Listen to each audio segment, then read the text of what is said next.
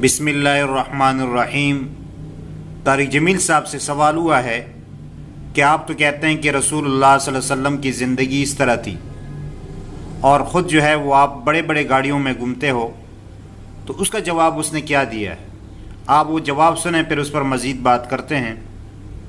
اچھا، آپ ہمیں سر ایک سوال بڑا لوگ اٹھاتے ہیں کہ آپ ہمیں درس دیتے ہیں کہ حضور کا اسوہ حسنہ اپنانا چاہیے، اور آپ بتاتے ہیں کہ انہوں نے پیٹ پر پتھر باندھے، ان کے گھر لگاتار 3 دن چولہا نہ جلا، آپ سو کر اٹھتے تو کمر مبارک پر پتھروں کے نشان ہوتے، آپ کا حجرہ اتنا چھوٹا ہوتا، نماز پڑھتے تو سجدے میں جاتے تو عائشہ رضی اللہ تعالیٰ ہماری والدہ جو ہیں ہماری ساری مومنین کی، ان کے پاؤں پیچھے کرنے پڑتے۔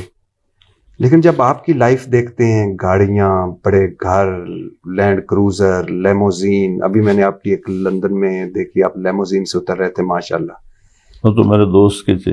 تو نبی والی درویشی کیوں نہیں وہ آپ میں، جو ہمیں آپ بتاتے ہیں کہ ہم چھوٹے گھر بناؤ؟ تو میں نے کمایا کچھ نہیں ہے، وراثتی ہے جو کچھ ہے، تو میرا قصور اتنا ہی ہے کہ میں ایک مالدار گھر میں پیدا ہوا ہوں۔ جی سر۔ تو اما بنعمت ربک فحدث، اللہ تعالیٰ فرماتے ہیں جو میں تمہیں نعمت دوں وہ تیرے اوپر نظر آنی چاہیے۔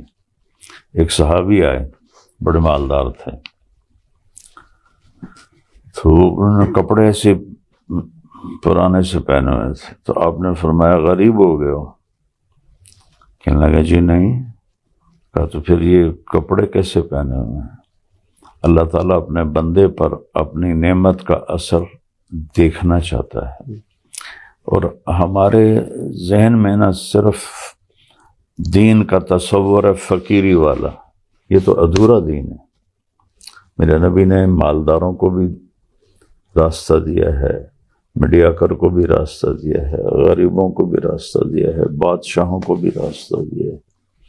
سب کے لیے میرے نبی مکمل دین لے کر آئے ہیں، صرف فقر کا آئیڈیا لے کر نہیں آئے۔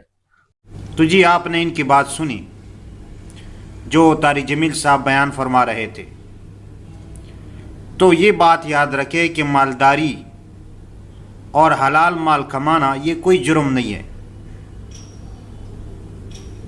جب تک آپ مالداری کا جو حق ہے وہ ادا نہیں کرتے تو پھر جرم ہے، اور اگر آپ حق ادا کرتے ہیں، زکوٰۃ ادا کرتے ہیں، صدقہ دیتے ہیں، غریبوں کے ساتھ تعاون کرتے ہیں، اور بھوکوں کو کھانا کھلاتے ہیں، اور جو مال کے حقوق ہے وہ آپ ادا کرتے ہیں، تو پھر مال کمانا حلال یہ کوئی جرم نہیں ہے، بلکہ اس میں آپ کو ثواب ملے گا۔ آپ جب صدقہ کریں گے، فقیروں کو کھانا کھلائیں گے، اور اسی طرح زکوٰۃ ادا کریں گے، تو اس میں آپ کے لیے ثواب ہے۔